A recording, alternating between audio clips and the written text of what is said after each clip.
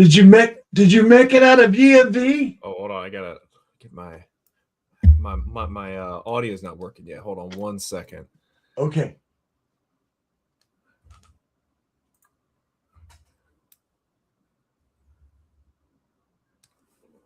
All right, say something for me. I said, did you make it to DMV? Yes, it's a miracle. I got in and I got out within like 30 minutes. I should count my blessings. Awesome. Well, I clicked the live button, so we're live. Hopefully someone will show up. I sent it out to everyone I could think of.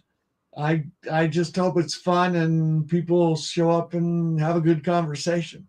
Yeah, no, I think it should be a great time. I'm looking forward to it. Awesome. Have you heard from B this morning? Yeah, he should be in here any minute. I actually thought he was going to beat me here, but yeah, he should be in here any minute if I had to guess. All right. I like the vintage hat, man. That's a cool hat. It's a Wood and Grail. That's the brand here. It doesn't fit my head super well, but it fit the Liverpool. I'm a big Liverpool fan, and the Premier League starts this weekend, so I had to wear the Liverpool jersey today. Do you think that college football should go to sort of a Premier Champions League sort of model where there are tiers and relegation? I don't. They have the number for it. Like, there's obviously enough college football teams for it. There's more than enough universities. I think, like, if we're looking at a situation where we had the opportunity to do it, it would certainly be interesting. I don't know. I feel like the format just kind of works for like the sport of soccer, or just, European football, whatever you want to call it, whatever you prefer to call it. I think it works better for that than it does for American football. But it would be very interesting. It'd be certainly interesting to see if, like, teams could get relegated to the FCS if they were bad enough. I mean, I would assume Washington would have in 2008, considering what happened then. Yeah, that would have been very satisfying. Extremely satisfying. Extremely satisfying. Send them to oblivion. I agree. I completely agree. Well, how have you been doing, Dale? It's been a minute since we chatted. It's been great. It's been incredibly immersive to do this thing and experience it. I find it, I told a couple of guys yesterday on shows that I did, I find it's improved my marriage, because all of this practicing, talking and listening, it's kind of opens something up in a person. It's amazing. Yeah, I really enjoyed my time on here. I've been doing a couple shows since I hopped in here with you a few weeks ago, and I'm trying to hop in some more. I've been really, really enjoying it. It's been a good time. Well, that's awesome. If you wanted to have a vehicle to have a spot where you did a show, I would definitely mute myself or hide myself and let you run one. That's what I'm doing today. Triple A is here. We're going to add it. Hey, Trip. Hey, good morning. Have you met Big Duck Energy from Virginia? I have not. Hey, how's it going? Wait, hey, go Ducks. Yes, sir. Go Ducks. Well, BDE and B-Stro are the hosts of today's show. Later on, I'm going to just be in the background answering comments and sending out invitations. Really glad you stopped by. Yeah, it's a little early on my end, but I'm here. Are you in Anchorage today? No, I'm still in California. Okay. Still in Granite Bay. All right. Well, BDE is in Virginia, and he went to DMV this morning before the show. Yeah, early morning for me as well. Man, yeah. I'm starting my day early. I've got shoot day. Got a shoot today and tomorrow. I've got to go out to San Jose. So I've got games. We still got Major League Soccer going on. We've got the women's side, NWSL tomorrow. and it's going to overlap with football season, so things are going to be busy. Busy time of year. Yeah, and let's see, coming up here, apart from the Ducks starting up, of course, got Cal and Stanford, and got all the other schools. I got my eyes on young AJ Tuatele over at Cal, who, I can't help but think every time I see him, I'm like, what a miss. How did we not get him? His dad was a Duck. Dale, you might remember AJ Tuatele. I do remember him. He had a fake punt return in the Las Vegas Bowl that felt like it was going to turn their game around for a second or two until he fumbled at the end of the punt return after going about 50 yards. These infamous things, right? They happened. But yeah, I thought the kid was for sure going to be a Duck until he landed and became a Bear. So he's highly touted and on a couple of watch lists early. So I'm gonna go and check him out a few times this year. See what he does against. They're going to be a fun team to watch. I'm really looking forward to watching them this season. Could be a dark horse. Truthfully. They really could surprise people. The ACC is complicated. I think their key matchup is going to be when they have Clemson come to town, and if they can take care of business there, maybe they have a shot at making a real dent. And who knows? We'll see. Stanford, on the other hand, I don't know. I don't think anybody's got them on any radar whatsoever, but we're going to see what they can do with their leadership, with their coaching staff, with some new players. Now with the parity of everybody buying players and people transferring around, you just don't know what you're going to get until you see it materialize on the field. Yeah, I wish we had the opportunity to play these Stanford teams instead of the ones that we played in the 2010s. Oops, sorry about that. I had an alarm go off reminding me that we were going to start the show. Yeah, I mean, looking at Cal's schedule here, it's definitely favorable for them. Having Clemson come to the West Coast is huge. They have hold on here. Somehow I have lost audio. Where did my audio go? Pitt coming out there too. That's very favorable.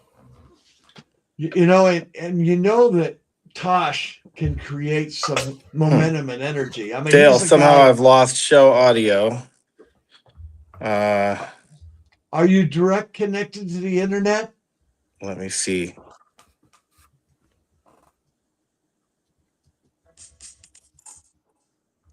Okay.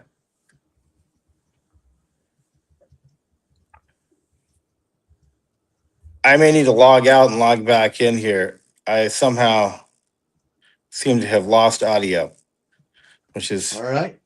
Strange. All right, I'm going to do that. All right. Bear with me as I leave you and return.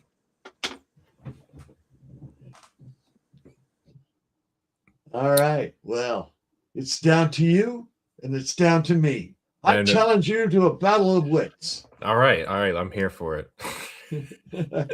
You'd win. Megan. Oh, hey. Megan, do you know BDE? I think so. Introduce yourselves. He's a cool guy. Yeah, we follow each other. Big Duck Energy. Okay, cool. Yeah, cool. we follow each other. And I'm back with audio. B-Stro! Hey, it's yes. Having some technical difficulties. Apologize. I did too this morning. It must be a Saturday. That part. It's got to be a Saturday. It's a Monday, Saturday. It's fine. Hey, I'll take it. I'll take it. Oh. Stro, are you still in Houston? I'm in Dallas. Oh, you're in Dallas. Okay. Yeah, I'm in Dallas. Actually, I'm in Princeton, so I'm east of Allen, where Kyler Murray played football. Mm-hmm. He's the Malice from Dallas, former D3 defensive lineman at Manchester, Ohio. Indiana, Well, Indiana. God. Yeah. next time I make a trip to Dallas, we'll have to get together. Let me know, man. Let me know. People hit me up when they in town. They ask me for places to go, food recommendations. I actually had a chance to meet Jackson Powers Johnson's dad back in 22. Had a great conversation with him, which led me to believe in his staff. So here we are. He was a great guy. Oh yeah. Oh I, yeah. I still like to, see what these guys are up to. And for the ones who are playing in the league, I like to see how they do. Definitely. It's beautiful You to know, see, succeed. Well, and Oregon has a strong history of developing centers in particular. Um, and this new offensive line is one to watch. Oh yeah. Apart from the fact that they're Ducks, and I'm just going to watch them anyway. I don't know, I think definitely. I mean, it could you all got go. guys, oh, definitely. You got guys like Poncho, Iuli, definitely. I'm interested to see how these two freshmen show up. Zaire Addison, we've got some youth. We've got some guys who took their time and developed, and some have waited longer than others. And they're all just waiting for their chance. And if they get their chance, you just want to see them succeed. Well, they're going to get that chance. Opening up against Boise, not my favorite team to open up against, but Well, I there's mean, some. for years, you At least had we're to. at Yeah. home though. it's Yeah. a different Boise, Yeah, sure. but I mean, landing in the last time they played, they were able to, get that Boise monkey off our backs, as you would say. So, you just hope that they can build on that and continue to win against them and, build to be 1-0 for the next week so you can go to Stillwater and face OK State because that's going to be a game with a lot of eyes on it. I'm more nervous about that game. Yeah, me too. Oh, I think am. that one's gonna be rough. I'm actually like kind of legit nervous about that game, to be completely honest. Interesting. I see it as a Texas Tech type game. I Yeah. think, maybe. Yeah. See, and the thing for me is like how Cignetti had his guys come from James Madison with him. A lot of these guys at Oklahoma State, the quarterback, running back, receivers, came from North Texas. They played over in Denton, about 45 minutes from where I'm from, and they all left and went to Stillwater.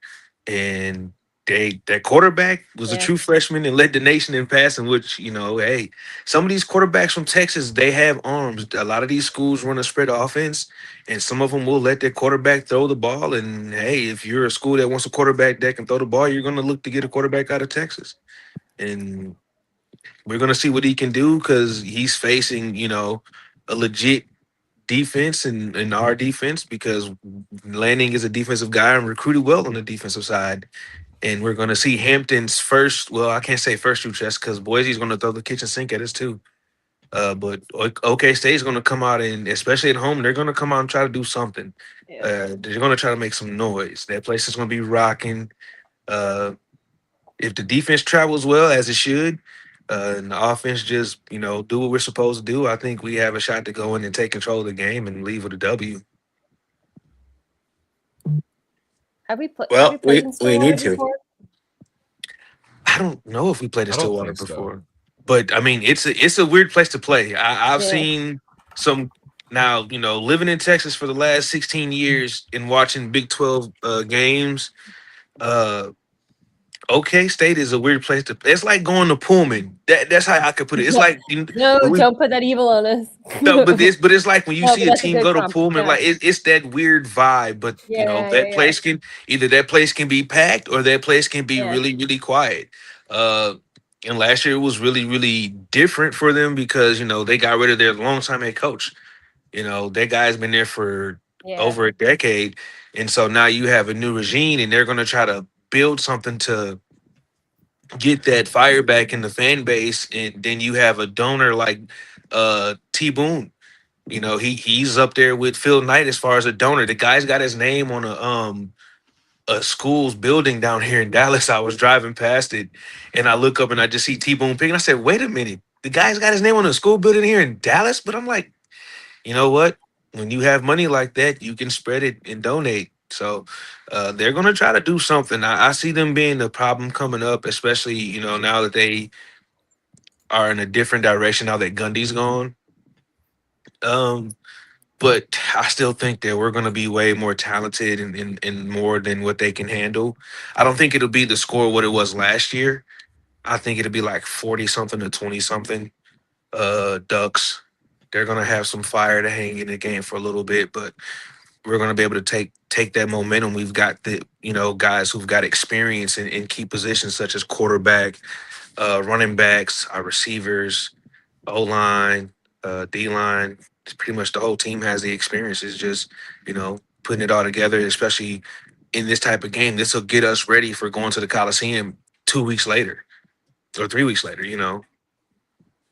Well, you never know. With the challenge, of course, of going into someone else's house and having a new coach, a new regime, one that you haven't studied, that you have no film on, really. Yeah. And then you are coming up on a group of players who have a long history together, playing this team sport. Just like Signetti and his boys, these guys know each other. They've gelled. They know what to do, and they're going to do it their way. I'm sure that, the coaches have broken down plenty of North Texas film looking at that. But, it's going to be different. So, and so is this Boise team, right? That's going to be different. You got a whole Oh, new yeah. thing going on there. So these are some big tests to open up with. I think it's good. I'd rather they open up to say I would have liked to have seen them get a warm up game. If they're going to play Portland State, it would have been nice to do that as game one. Honestly, But I think it worked out for us better this way. You get your Yeah. two tests up front. You get that opportunity to get your ones and twos. These okay. This is to get you in game shape. This is to get you against some really good competition. And then that third Don't game, have anybody saying, "Oh, a couple, yeah, you beat Portland State, cool." yeah, You know what I'm saying? Yeah. that's the tune-up game to get those threes and fours, those reps in the Portland State game. So then the next game you're at the Coliseum, you're coming out with your ones and twos, and then you might slide some of those threes and four guys in there if they're elite guys to be able to get in rotation. And you're going to be trying to roll from there because once conference starts, that's when you're rolling with your best players for real. Um, so it'll be interesting. These first two games will be like, hey, we're seeing competition. These aren't cupcakes. We've got to really put some grit into this. And then you get the Portland State game. Okay, we're at home. Let's open it up big. We're up 35-42 at half or something crazy. In the second half, we let those guys that don't get a lot of reps, let them get those reps. Because the next week you're in conference and you're at the Coliseum. And then you're Yeah. rolling through conference and you got to get ready for USC, Ohio State, UCLA, Michigan State. And we're in the shoe this year. Yeah, we're at the Yeah. shoe. The first time in 4 years. Yeah. And the last time, 5 years because it was 2021. Yeah. 5 years. Yep.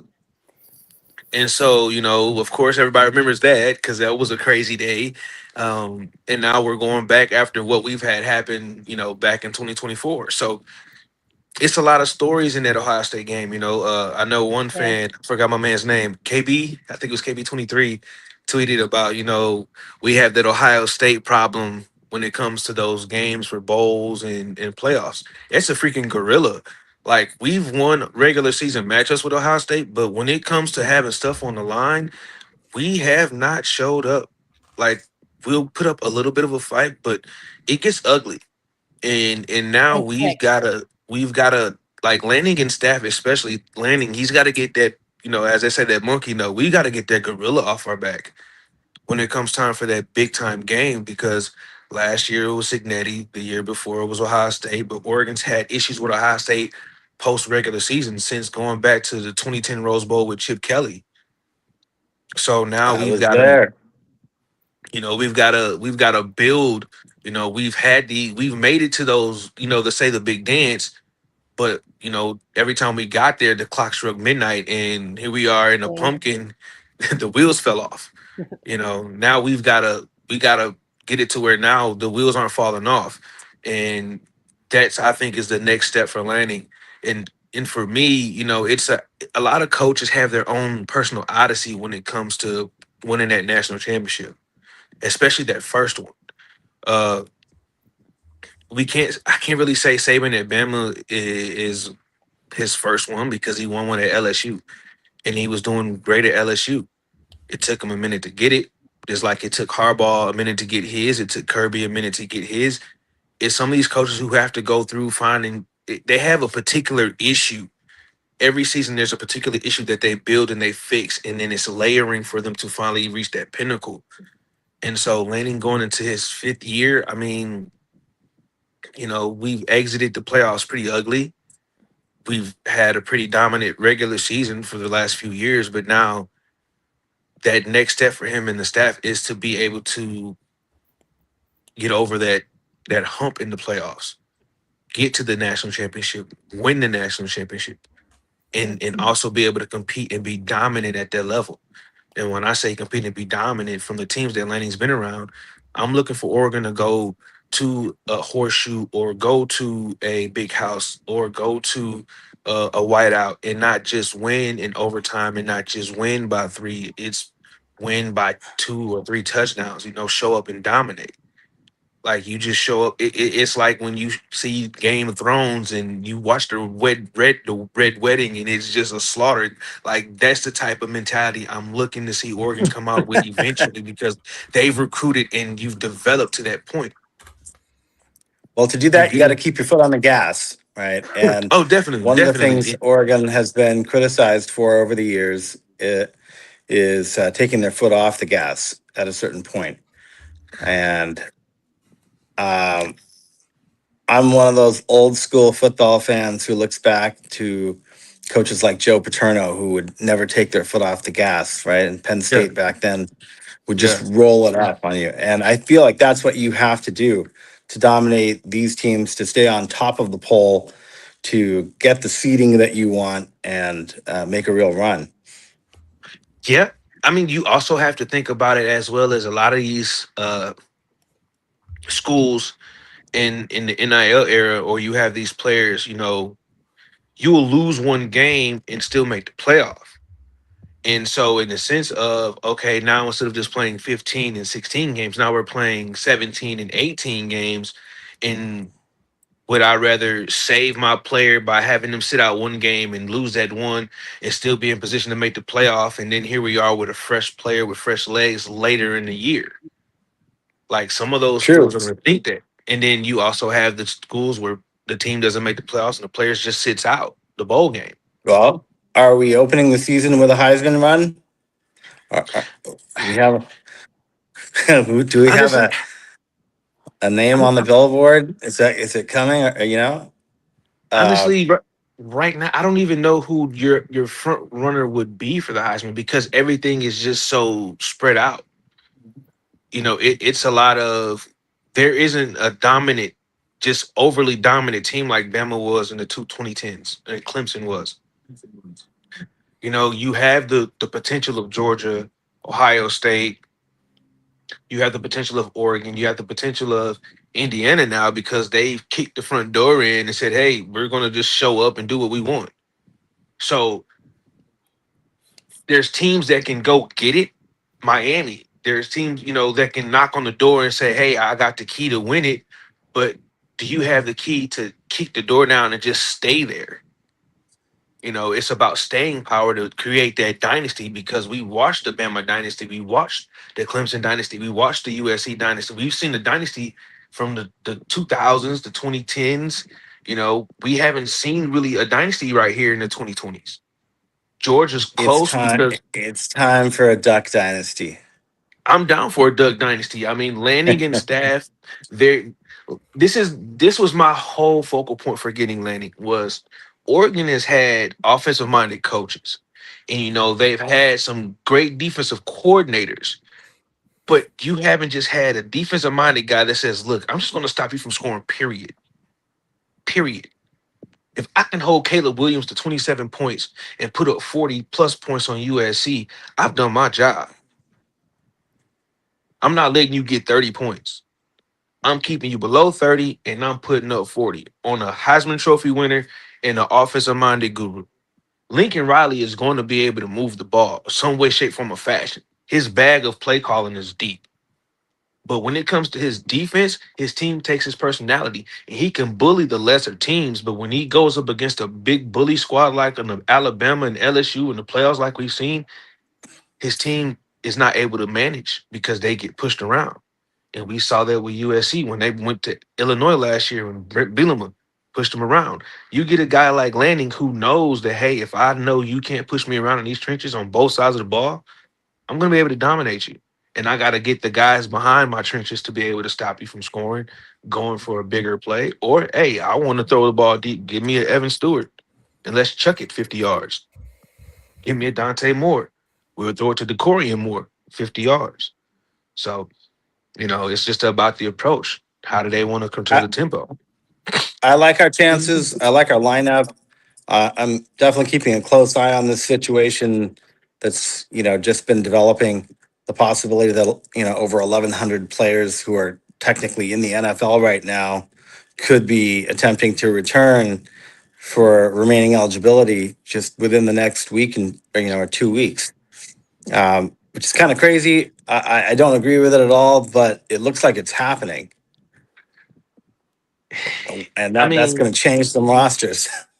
Oh, yeah, definitely. But my thing is this also is we're looking at 1,100 possible players. I mean, we've seen it in basketball for the last couple of years where kids have went and played semi-pro NBA and came back to college. It doesn't always pan out. You're not going to just have 1,100 impact players. You're going to have a handful of those guys that are going to go somewhere and be able to make an impact. They take advantage of the opportunity that was afforded to them by the adults. What I've been saying for years, the adults have been failing the youth. And some of these decisions from older adults who are empowered that are affecting college kids and kids in high school's ability to get recruited because of these rules that you're allowing extra years. So you're allowing a 5th or 6th year senior to come back, which is making a kid who's ready to commit to a school.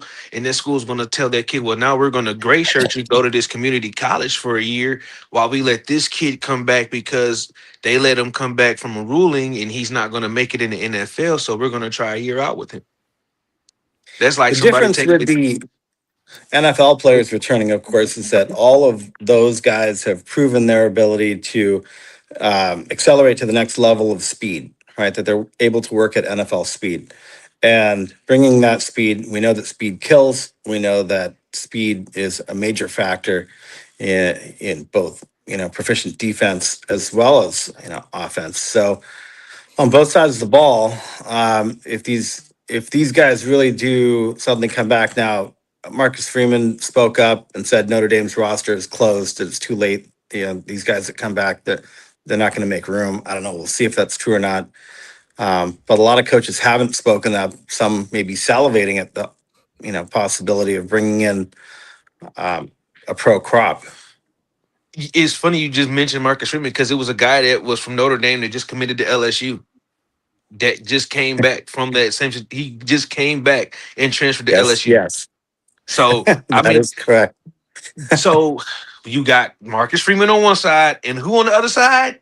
Our friend Lane Kiffin. Lane Kiffin. Oh well. But I mean, the way when you say speed, I'm not looking at it from a standpoint because all those guys aren't going to be 4.4, 4.5 type speed. It's the processing speed in which they're processing what's happening in front of their eyes because it's 90% mental, 10% physical. And your mental processing is going to be sped up because you've seen it happen in NFL speed. Of course.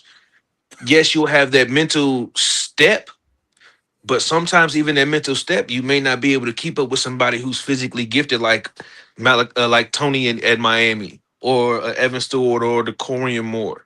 Yeah, they're at some spots they'll be able to make that. Okay, I've seen this before. Okay, I know this. It's going to be a spot where a coach throws something at them. Oh, whoops. It's going to happen. Now, This is some true. I coaches, fear 1,100 honey badgers. yeah.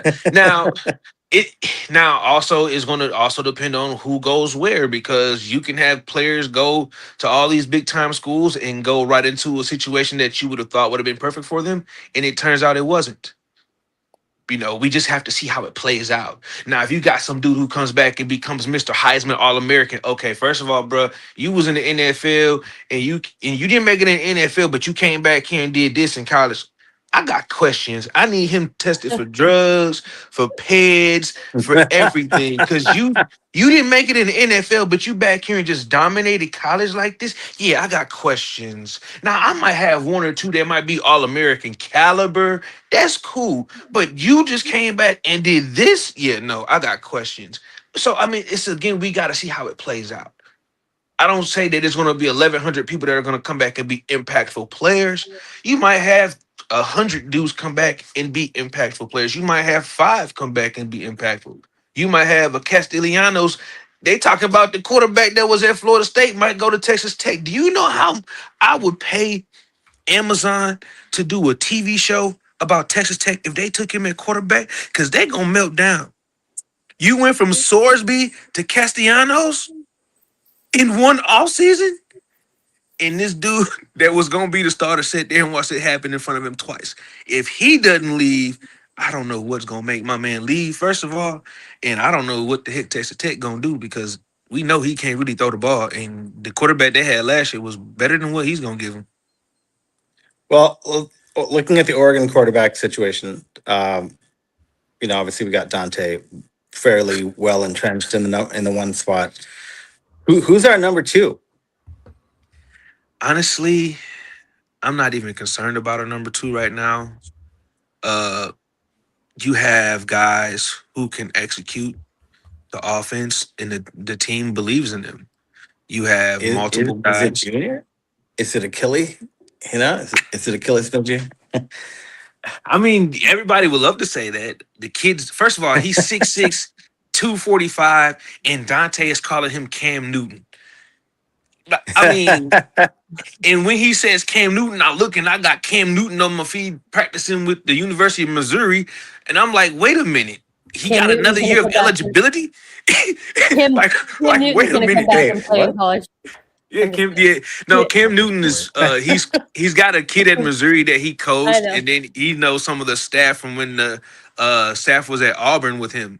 But but honestly, it's whoever the coaches trust. Like, my thing is for us to be able to win a national championship, we've got to completely trust this staff, and we have. Yes, we're Duck fans. Yes, we've been heartbroken. Yes, this staff has left us heartbroken as well. But this staff is also trying to do what they can do to get us to the next level, because Lanning's been around a national championship program multiple times, and he knows what it takes. And for me, when people are like, we're going to let Nazir White play linebacker, hey, first of all, this move's not happening without Lanning's knowledge. If they say he can play middle linebacker, which I'm sure he's going to be a heat-seeking missile, let him play. They believe in the situation and situational awareness that he can play it. He's got a Lanning has also broken all of our superstitions too that we've all had going into Pullman. He's broken literally every single superstition that we've ever had. So what's the next tick on the box? A natty. It's literally his. We are literally watching Lanning's Odyssey. Yeah. So we've been trying to get. Well, I can't say we've been trying to get, but we've been needing consistent linebacker play. And honestly, on the defensive side of the ball, we've got the secondary. Mm-hmm. We've needed an elite secondary to be able to, hang with the best of them. We've got the defensive line and edges.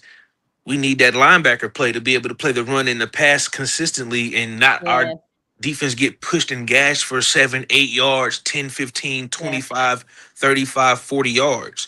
I would really like to see pass coverage nailed in the coffin, because I think that's our roller coaster, and defensively is our pass coverage always. Yeah. And that's a part of that odyssey for Lanning is we've got the secondary, we've got the D line. Now we've got to get that linebacker area to where we can maintain the middle of the field. We can be able to get to the quarterback, stop the run. We can drop back in coverage and pick it off if the quarterback makes a terrible throw.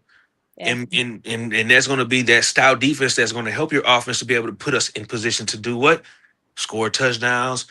Hey, we might even get some special team big plays, a punt return for a touchdown, kickoff return for a touchdown, interceptions for touchdowns, fumbles for touchdowns. That's going to help you do what? Win a national championship. Yeah.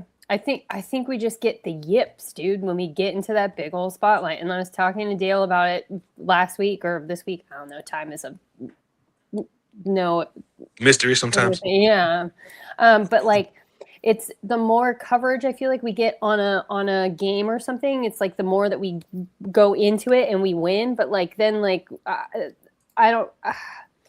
I don't know. It's just like, I mean, watching Indiana, I was in Mercedes. I'm never going to Mercedes-Benz Stadium to watch a game ever again. Ever. I was there for Georgia and I was there for Indiana. I'm never going ever again. I've banned myself from that stadium. But there was no reason for us to get our asses kicked aside from like, it just was, I don't know, man. Like I just don't know. So it's like we immediately every single player gets the yips, and like it's I can't even describe it. I think we need to mark off Atlanta and Dallas for Oregon Duck games because Dallas and Atlanta have treated us well, but the games have not so much. So don't play any more Duck games in Dallas or Atlanta. Okay, take that off the map. The Indiana fans were great. And like after the pick six in the first 3 seconds, I was like, all right, who? Like I was like, all right, I'll be an Indiana fan because we're gonna go in and they're gonna beat Miami. But like it was just so crazy to just watch. And Dale and I talked about this, them be in quicksand the entire time, and they just could not get out of the quicksand. They just pulled themselves down deeper and deeper, and there was no getting out. Like the worst possible things happened at the worst possible moments instead of like recovering. It was crazy. It was so crazy to watch them. They were a completely different team than they were in Miami, because Emma and I drove down to Miami and watched them play Texas Tech, and the game was like it just was a completely different atmosphere even. So it was wild. There definitely is a different confidence from one opponent to the next, and hopefully now it'll be consistent with everybody. How many of you think we're going to the Natty? How many of you think we're going to get to that game? I believe this is the year we get to the Natty. Okay. I just want to beat Boise State first. Yeah, I mean the goal. Yeah, the goal is to go. Truthfully, I have to see the product on the field before I say anything, because I actually think that game is going to be a little sloppier than most people are going to want it to be. But that's fine. Have any of you already booked your hotel reservation in Las Vegas? No, certainly not. My uncle's a Raiders season ticket holder though, so sometimes he gets like first hand like ticket offers for like games that happen there. So he already like he's already got a bug in my ear about it. But I will be the first to admit. Also, I would like another kicker. By the way, do we have like so maybe South can come back for like an 8th year? But we got this Australian. We do. Okay, sweet, awesome. We got this 28-year-old Australian who's transferred in from Nevada, Reno, who did the pro kick program out there in Australia. He's awesome. You'll see him as our starting punter, I believe. So you're gonna see some real rugby leg show up. Yeah. I just don't want to throw up. I just don't want to throw up every time we have to go for a field goal again. Sappington had me the calmest I've ever been when it comes to like situations like that. I mean, so I made my hotel reservation already. I've got a reservation locked in Vegas. You got some big cojones. My aunt lives in Vegas. My aunt lives in Vegas, so I don't have to worry about that. I'm going to be there. The question is, at what point win-loss do you commit and make a leap for tickets? And say, I'm going. If we win at the Horseshoe and we beat Michigan the week after, I say that's when you can go ahead and get the tickets. Because I mean, I don't want to pay $10,000 a ticket, sometime in the playoffs, right? Like these tickets are going to go high, right? This is in Vegas. It's in our backyard. Every Duck is going to be able to make it, and it's strangely every time Oregon goes, into a big game, ticket prices tend to go really high, right? And that's going to happen this year as well. Playoffs in the past years have shown some pretty significant costs. Last year was tough. A lot of fans talked about how it was difficult to crisscross the country and make those trips. So, this isn't going to get any better. For me, I drove down to Miami and drove up to Atlanta, but I'm one of all 5 Duck fans, I think, on the East Coast. So I'm one of the other 5. You're one. So we have 2 out of 5, so we're just 3 off. 2/5. We got 2/5 of the East Coast Duck. Yeah, we're almost there. Oh man, that's a good one. But I say we win at the Horseshoe and then beat Michigan at home. You can go ahead and get those tickets, man. I think that's an indicator right there. Especially if we have not lost a game up to that point. Yeah, that's an indicator for me. Yeah. Oh man, are we in Michigan or is that at home? That's in Eugene. Yeah, it's the week. It's literally we go to the Horseshoe and then the next week we get Michigan at home. Oh, okay. That 4-game stretch is pretty nuts. Yeah, that's rough. At Ohio State, Michigan, at Michigan State on a Friday night, and then Washington. Oh, jeez. I'm looking forward to rattling Bryce Underwood at Autzen with the noise.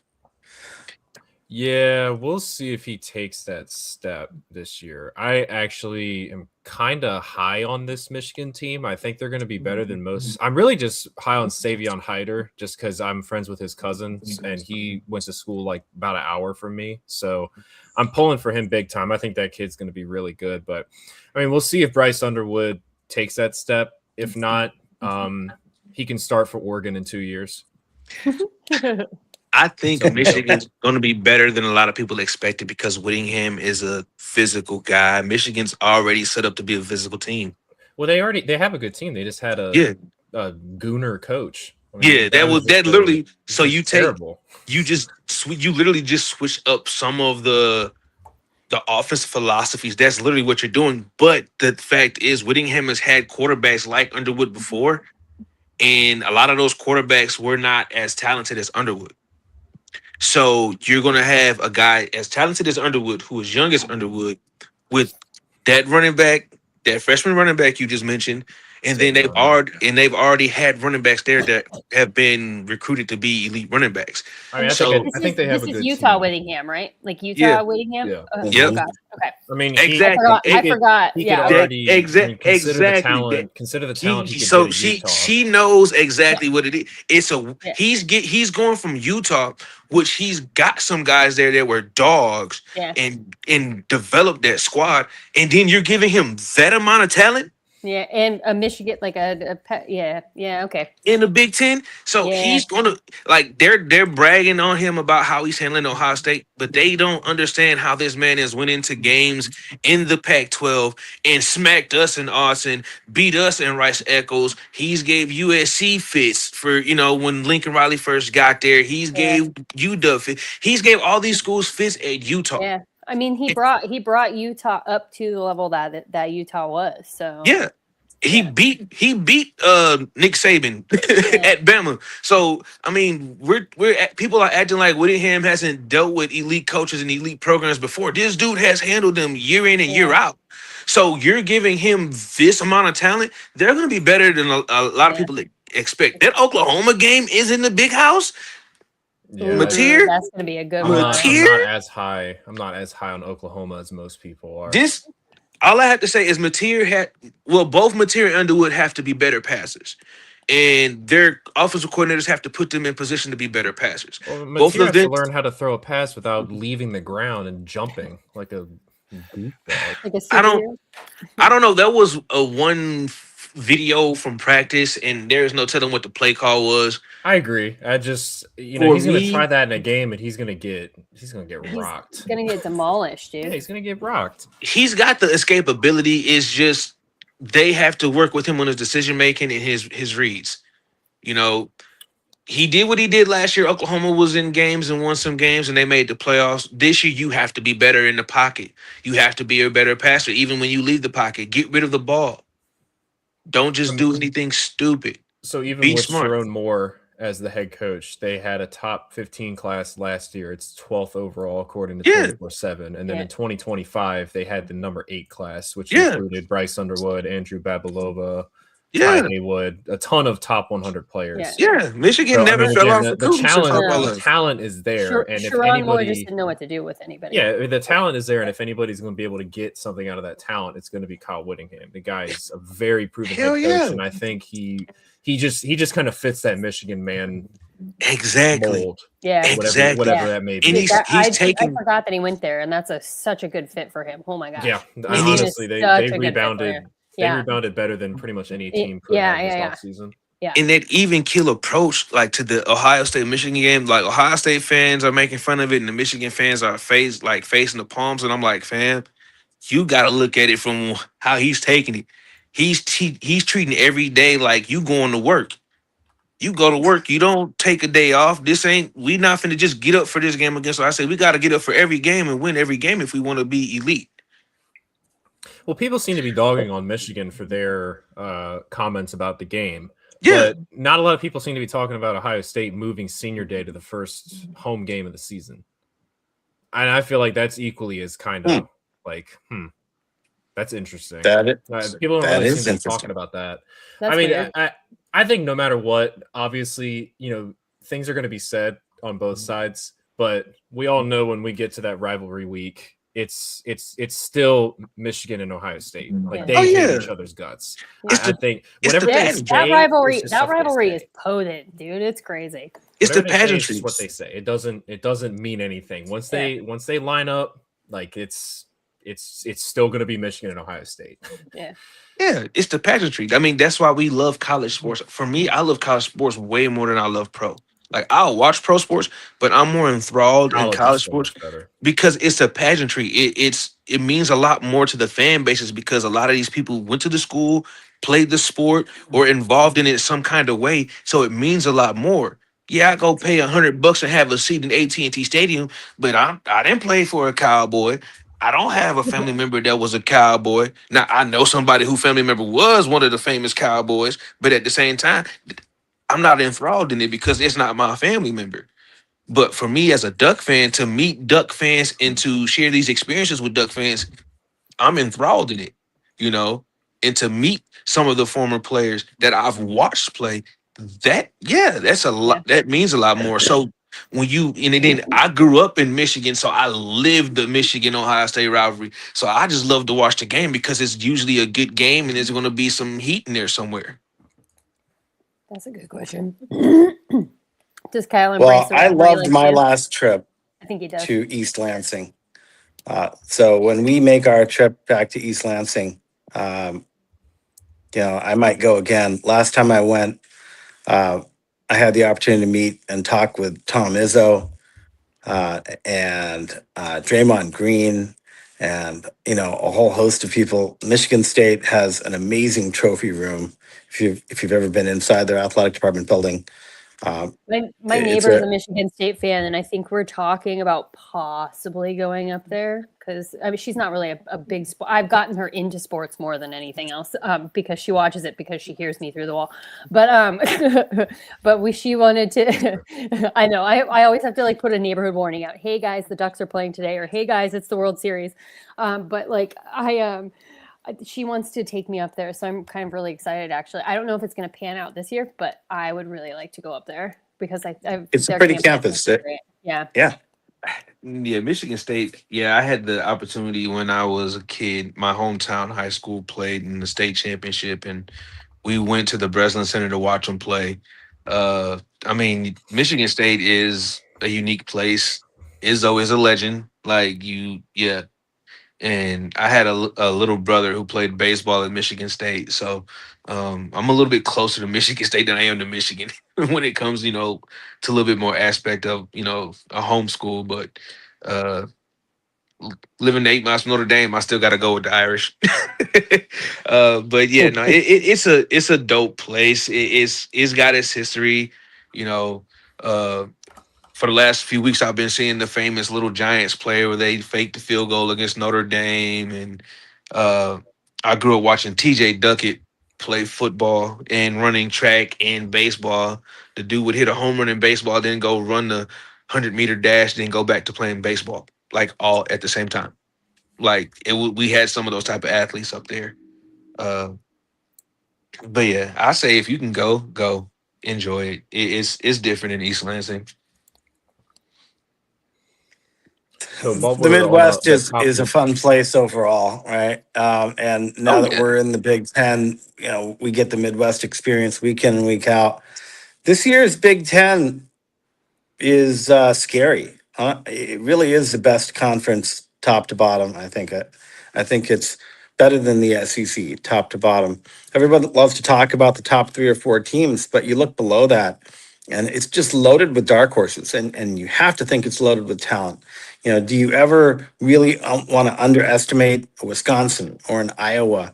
You know, and you know, no one's saying anything about Penn State right now. Who knows, right? But just like Michigan's loaded with talent and has had, you know, a bunch of recruiting classes in the past and a bunch of people sitting that can be, you know, maybe they can gel, maybe they can come together under a new coach. This could happen anywhere in the conference. Yeah. The thing with the Big Ten is you have a guy like Ferentz who's been around for so long, and he has his ups and downs. And then there's a moment where it's like, okay, I was consistently a thorn in everybody's side. And then it's a moment where they're like, okay, this is not the Iowa we expected because they're not even over 500. Then you get the Wisconsin. Wisconsin's been able to do what they've done for years since Alvarez because they've always had an elite running game and their defense has always been somewhat stout. Now, I mean, they've got to find an identity, and they're one more bad season away from firing their head coach and looking for another one, which again, Sure, could but you know, change. do we think? Look, is Northwestern going to roll over every game this year? Now with Chip Kelly and a dynamic offense, do we just expect Northwestern to be the Northwestern of old and to roll Oh, no. over for everybody? No, And also just suddenly they're received dangerous. a huge donation as well, so they will be probably very active in the NIL game this coming season. And they've got a $450 million stadium coming, right? And so A lot of Big Ten teams are making a lot of moves. But you also, it's a lot of underrated teams coming into this season, in my opinion. well, one, when you go and add a USC, a UCLA, a Oregon, and a Washington to your conference, in the last 2 years, one of those teams have been in the running for your conference championship, and they just got there. And they've been in the top 10 for the last 2 years, and they just got there. It's going to make some of those teams who've been there for some years feel a type of way. One. Two, the situation with Northwestern is, yeah, they've got the donation. Yeah, they got the stadium. Yeah, you've got Chip Kelly. But the one thing that people fail to realize, if Northwestern, their grade restrictions are a lot higher than Notre Dame's. Yeah, Northwestern is like a... It's harder to get. It's really harder to get into Northwestern academically than it is to get into Notre Dame. it is the Stanford of the Big Ten for sure. Exactly. Don't give any of the people that say Oregon's easy to get into low-hanging fruit, though. Okay. Yeah, no, This but is true. so Don't so give when them any you look, low-hanging fruit. and We're so then, charitable. and you also got to look at when you go to Northwestern, you're right on Lake Michigan. So do you want to deal with those Lake Michigan winters? Because I got a sister who lives in Chicago, and I've lived on the other side of Lake Michigan for most of my life. So do I want to go stay up here and go to a school like this and play football here? You know, yeah, I got Chip Kelly that could help some influence. You're going to get some guys that's going to go to Northwestern, just like you're going to get some guys that are going to go to Maryland. Rutgers is going to get it eventually. I don't know if Shiano's going to be there, but they're trying to turn theirs around too. You know, for some of those who play college football like the video game, when you're a good coach and you go to a school at a conference and you make your team better, you eventually are going to make the other teams have to raise their standards to compete, because the teams want to compete and don't want to get left behind now. I used to say that about Eugene, though. Like, nobody wants to travel to Eugene because the airport's small and it's in the middle of nowhere. And I mean, it's not really in the middle of nowhere. It's not Corvallis, but you know what I'm saying? Like so I used to say that about Eugene. It was hard to recruit there, but then now it's not really, if you think about it. So, I mean, maybe some people will bypass Chicago winter. Who knows? and this is another thing too. And the benefit for Northwestern is you have Chicago in the background. Yeah. Like you have one of the most dynamic cities in the world in the back. Is awesome. So So visibility matters, right? So one of the advantages to being in Chicago, of course, is that you have easy access for NFL scouts and that matters. That's something that I learned the first time I made the trip out to Colorado, actually out to Boulder. And I was speaking with their athletic director in the press box. And he was showing me all the rows of seats. And they had a whole dedicated section for NFL scouts. And I just kind of looked at that because, we didn't have that in Eugene at the time. And I thought, oh, that's interesting. He said, well, we're in Denver, so it's really easy. Right there. We got the Broncos, who are fixed in the house, and it's really easy for other scouts to fly in and fly out. Yeah. I thought about it. I'm like, Eugene is a little bit out of the way. Sure. Yeah, well, granted, Boulder is kind of, in essence, like, I mean, Eugene has an airport, but like then you fly into Portland, which is an easier access airport, I guess. But so like Portland to Eugene is kind of the same. It's not the same distance. It's like an hour from Boulder to the airport, I think, in Denver. But like Boulder is still a nicer area. Maybe even I feel like I'm the 112 miles from PDX to Autzen is a grueling drive. I mean, it's just I'll make that drive every time and not complain. Well, and they've been working on Eugene's airport also. So that's so Stro, you're newer to this. Back in the day, there was a paper plant on the route, just out a little ways outside of Eugene, on the way up the road. And in order back in the day, but like when? Oh, we're talking back in the 90s. Okay, yeah. My first time in Eugene was like 2002. Yeah, you had to go through this really stinky area just to get there. I've driving up to Dallas. She's taking those shots. Hey. Oh boy! Hey, I'll never forget when Brenson and I were driving from Portland to Eugene. I was like, "Man, something stinks," and Brenson was like, "Yeah, Corvallis is right over there." Well, it's an agricultural school too, so they have to have all of that agricultural like stuff. So and you know what? They accepted my college application also and gave me a bigger scholarship than Oregon, and I still picked Oregon. So, well, it's a great vet school, but Don't be surprised if Oregon State starts to turn around and shows up. They've got a lot of great young talent. I expect it. They got solid coaching staff. We took one of their players too. It was Blue Dantzler. They've taken a few of ours over the years too. A couple of ours. So. Honestly, I think that the way that the parity is played out with NIL is the game is widespread. And going back to what Megan was saying, it's college towns. You're not going to have a college town that's not going to have businesses, and the businesses aren't going to be able to flourish because you have college students who need food, they need entertainment, they need snacks, groceries. Some of them don't want to cook, so they're going to order out. I went to school in Manchester, Indiana, had one stoplight or two stoplights. Don't forget that second one. Yeah. We had a Pizza Hut, we had a Hardee's. We had a grocery store. We had multiple liquor stores. So that's in a small town of maybe 2,000 people. Yeah. I mean, I grew up in Northern California, and it was like a riot when we got a third stoplight. Let me tell you. Oh my God! So, and then Burger King got in a fight with Taco Bell and all this. How did Burger King fight Taco Bell? Well, because Burger King was like the initial, fast food restaurant of our small town, and then Taco Bell wanted to put in a Taco Bell KFC mix across the street, and everybody was like, "No!" And it was now a chicken. Well, now it's a Starbucks. So. Here It we was Well, the hey, go. chicken sandwich. now Burger Burger King's got King is chicken still fries, Yeah. and Taco Right. Bell has regular French fries. And Burger It's King all is still there turning. now. The Taco Bell has chicken nuggets. Taco Do Bell they? did. They were selling Yeah, chicken that's too. right. No way. Yes. Well, No on the way. top, Look, talk about, look, like so pounds.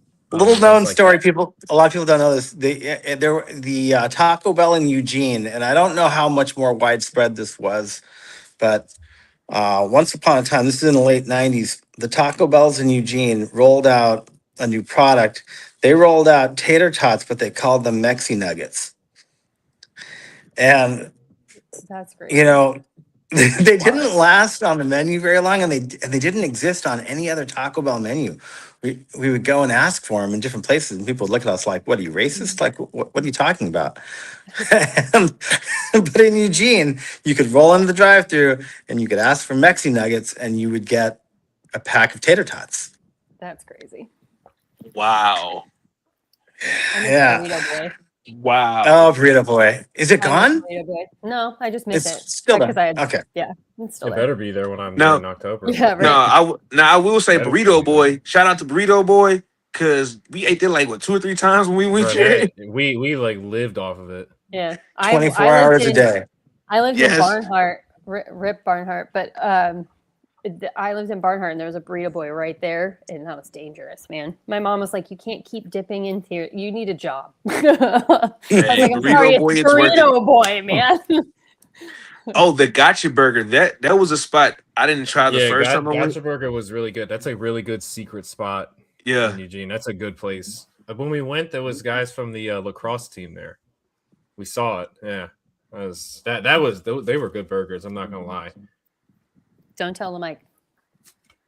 Well, keep your fingers crossed. There may be a new place coming to Eugene soon, yet unnamed, and I can't say a lot more than that. But there is a new spot that is being negotiated currently by some nationally well-known and powerful forces that have a lot of experience in building really good college restaurant and bar spots. So I'm very hopeful. Eugene definitely needs more, especially within walking distance of campus and within the area that the students can be found in. It's a Buc-ee's. First First Buc-ee's on the West Coast, Eugene, Oregon. I was gonna say In and Out. Or Chick-fil-A. Ooh, In and Out. Listen, don't do that to me. I'm over here on the East Coast and I can't get In and Out. No, It's either gonna be an In and Out or it's gonna be In and Out or a Chick-fil-A. Well, Bo had to get them to put Chick-fil-A over there, didn't he? He was had like to a bring big the part truck of it. down there Yeah. one year.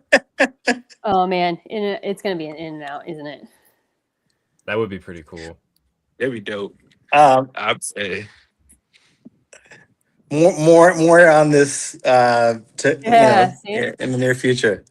Dale will get the scoop when it's time. I will definitely let him be the first to break the news and bring it out.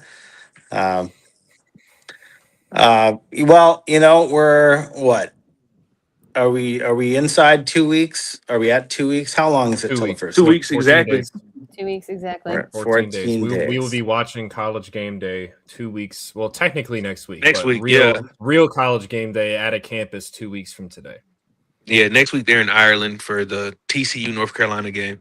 Which honestly, there are some games next weekend that are definitely worth watching. I mean, USC, I'm gonna be watching them for the next couple weeks. They got a game next week. That Hawaii Stanford game. San Jose State, yeah. And I'll be at Hawaii Stanford, and that's going to be a fun one. Yeah, that quarterback from Hawaii is nice. North Carolina State and UVA should be really interesting too. I'm very interested to see how UVA does this year after their pretty surprising bounce back last season. They got a lot of interesting weekend. recruits. Don't underestimate them. They spent some money. They went out, recruited hard. These days at this point, if you've got 30 to 50 million, you can put together a really nice roster. And there are a lot of teams that were able to get that kind of money. And you talked about parity earlier. It's scary. We're these preseason polls don't mean anything, right? For the most part. There are going to be a lot of dark horses that emerge, teams that have great records, and we're not even talking about what could be coming up from the bottom end of the top 25. No one's looking at Houston, right? They're in the poll. Why are they in the poll? Who did they get? What's going on over there? I don't know. They got a five-star What quarterback. what about Hawaii? We barely mentioned Cal. Sure. Again, there's that Northwestern factor. Did they get anybody? Did they spend any money? Who else did that? I really don't know. I also did not know that Chip Kelly was there until someone posted a ridiculous picture of him in a hard hat, and I was like, Yeah. Northwestern got Chip Kelly, and they got Aiden Childs from Michigan State, who was they did get Aiden Child, which I also forgot that he transferred. That didn't work out. That dude hates Oregon. Well, he left Oregon State and then went to Michigan State, following the head coach, and then he went to Northwestern with Chip Kelly. Now, that's ironic though if he hates Oregon. Well, it's Chip Kelly. Yeah, that's also very true. If you're a quarterback and you want to, have a shot to even be at the next level, and you have an opportunity to play for Chip Kelly, you're going to go. That's fair. His offense is suited because his offense is going to be a balanced offense because he's going to run the ball. He's going to have play action passes off of it. He's going to have his bag full of tricks in there, and he's going to be able to put his quarterback in great situations. He's been doing that since Chip Kelly. Since Dennis Dixon. Just ask Dante, right? Yeah. And people rag on Dante for that, but as a true freshman, bro, and when you talk to some players that play for Chip Kelly, they're going to tell you Chip Kelly's playbook is thick, not thin. It's thick, like thousands of plays. So when you're a true freshman quarterback and you're only learning a fraction of this offense, bro, you're gonna have some messed up reads. You're gonna have some miscues because you're at a certain percentage when the rest of the team is on a way different level as far as what they know. It takes a good 4 to 5 years to fully install Chip Kelly's offense. Exactly. He is absolutely complex. Very complex. He's an offensive master.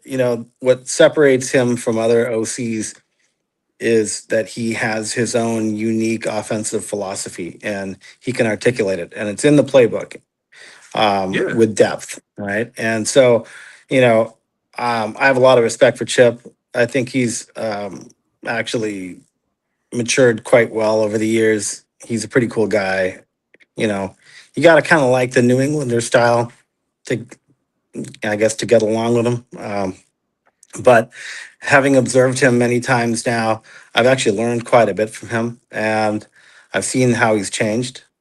And I like what I see. I like what I see in Chip, and I definitely cheer for him when he's not playing my favorite team. Of course. When I was on Dale's show, he asked me who's the better coach, Dan Lanning or Chip Kelly, and I still have to kind of tip my cap to Chip just because of what he did here. In my opinion, the only way that anybody can really dethrone Chip as like the greatest coach in the history of Oregon would be to win a national championship.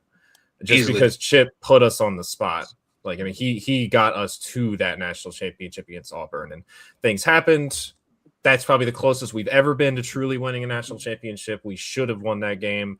But I know that with how he left the program, things weren't great. He goes to Ohio State. I'm happy he got his national championship. It's unfortunate that he had to do what he did to us January 1st, 2025. But regardless of that, I'm happy he got his chip. And he's always going to be a legend here. Always. Right? That's never going to change. I feel bad for younger fans who didn't get to watch his Oregon teams because that was just like the Chip Kelly experience was just some of the most fun college football you'll ever see. Yeah. And there was a hot tub in his office. Never forget. He's just a funny guy. He's a funny guy. posted about this on Twitter, and I'm so embarrassed about it because I have been making jokes about this for years. I genuinely thought he and Brian Kelly were related. Bruh, that is still the funniest stuff ever. For like 20 years, I've been making jokes, and no one told me. I had to live the experience with both. Finally, somebody said it to me, and I was like, what? They even kind of look alike. Brothers from different mothers. There you go. I'm going to put it to you like this. If Chip Kelly would have been at Notre Dame might have beat Bama that year in the national championship. Brian Kelly, not so much. Chip Kelly, very much. Ohio State and Ryan Day without Chip Kelly, I don't think they win that game. Right? I think that was Chip.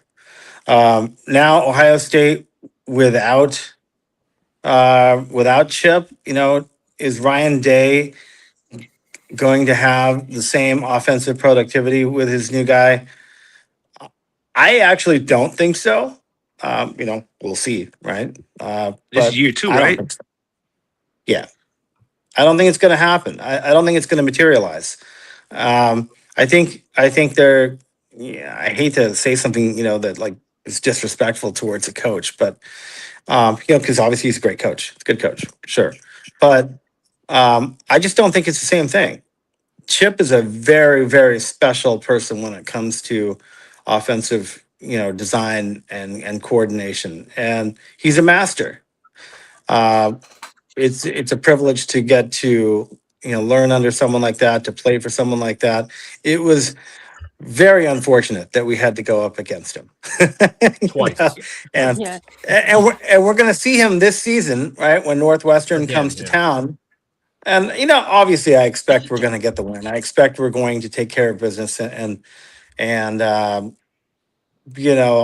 be sad to see us, do that to Chip and his boys, but we got to do what we got to do. That's the way it goes. We did UCLA, so we got rid of that little game. That's true.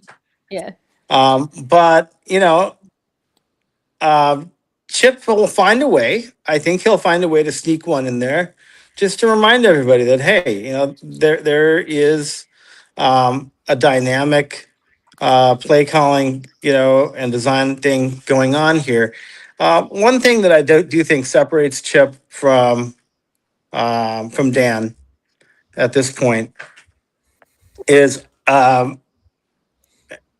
think Chip has learned some of the lessons and matured in some of the ways that Dan has yet to grow into. It's going to take time. That's not a slight toward Dan at all. Great coach, but Dan is also very young. So yes, as you get older, and I've seen this with Chip. When Chip came in, he had a stubbornness and a certain commitment to what he thought was the game plan and how he thought it should play out and go. And Dan still has that mentality. That's what I've seen, at least from the past. Maybe this year will be different. But I watched Chip mature through that and grow through that and get to the point where he is now, where he does things very differently. He is much quicker to adjust. And as Dale and I have spoken about this in the past, I've been able to observe Chip in his newer form.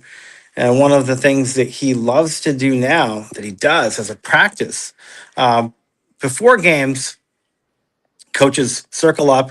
The teams are going through their drills and their plays, and the coaches, they stand around on like the middle of the 35-yard line or so, and they're just observing.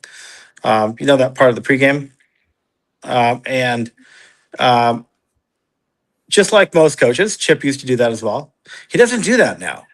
It's really interesting. I saw this with UCLA. Chip, instead of standing around in the middle watching what his guys do, he lets his coordinators do that. Chip walks down the sideline and spends the pregame watching and observing the other team. And I was on the sideline at a game, and I walked down there and I said, "Hey, what are you doing down here?" And he said, "Taking notes." And I just thought, "Oh, okay." You don't always know what to say back to him, right? When he has a short response. And I thought about it. I said, "Dad, what a genius!"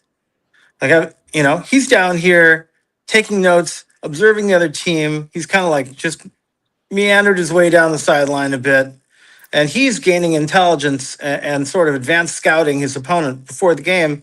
He trusts his assistant coaches to do what they've got to do to prep his own guys, right? Um, I'm looking for Dan to step out of the middle, to let his assistant coaches do his thing, and for Dan to walk down the sideline and start scouting his opponent, and then take it back to the locker room pre-game and say, "Hey guys, we're going to make a few changes here. This was our game plan. We're adjusting based on what I saw." It feels like something that would be something Dan would do to begin with, honestly. But I agree. I would like to see him do that. That seems like something that he would do. It does, right? I don't know.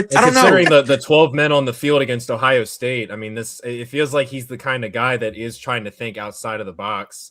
It's like, I mean, if we can get away with it, I don't see what the problem is. I mean, I can see Dan pull up a hoodie, put his head down, walk down the sideline, like and just kind of stand there for a while. Hey, I mean, if you can get away with it. Now, I mean, every coach is different. I mean, we're talking about Chip Kelly. Chip Kelly is different, just like Mike Leach is different when it comes to their coaching philosophies and their personalities. What worked for Chip, Chip had to adjust, but Chip was a head coach before he got to Oregon as well. Lanning is a first-time head coach ever. Yeah. Like, so 5 years into your first time ever being a head coach, and you still trying to navigate, building your roster, trying to compete for a national championship because that expectation was already here before you even stepped in the door. And you're trying to also be able to have that competitive edge or to find that way to make sure that your team is always firing on all cylinders. Or hell, we need to find a way for us to come out and start hot every game. Not just games where we're outmatching the opponent, but games when we're either on the same playing field or when we're facing somebody that might actually have a little bit of a better roster than us. And it's going to be a couple teams like Miami, Ohio State. A couple of these rosters will be on the same playing field or maybe a step or two ahead of us. But I feel like the AP poll kind of hit it on the head. I think Oregon and Ohio State are the two best teams in college football this year. I think it's 1A and 1B, truthfully.